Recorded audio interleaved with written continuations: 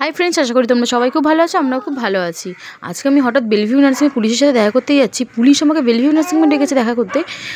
চলো দেখতে থাকো পুরো ব্লগটা, তাহলে বুঝতে পারবে। যে আগে দেখা করার আগে আমি ওখানে ঠাকুরকে প্রণাম করে নিলাম লিফটে ওঠার আগে। তারপর ওখানে গিয়ে দেখতেই পাচ্ছ আমার বন্ধুটা নীরু, ওর হচ্ছে বেবি হয়েছে, তাই আমি দেখতে গেছিলাম, দাদার সাথেই গেছিলাম আমি।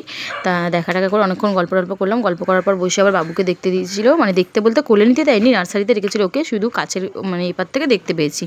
মনে হচ্ছিলো, মনটা ছটফট করছিল, মানে কখন কোলে নেবো।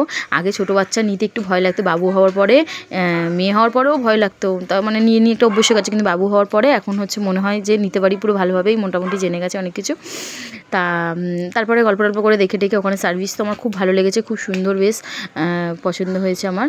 তোমরা যদি কেউ বেলভিউ নার্সিংহোমে গিয়ে থাকো আমাকে অবশ্যই জানিও, তাহলে তো তোমরা জানতেই পারবে। আর যদি কেউ না গিয়ে থাকো তাহলেও জানিও। যদি আমার ব্লগটি ভালো লেগে থাকে প্লিজ লাইক কমেন্ট শেয়ার করো। যারা এখনও চ্যানেলটি সাবস্ক্রাইব করোনি প্লিজ চ্যানেলটি সাবস্ক্রাইব করে দিও। বাই।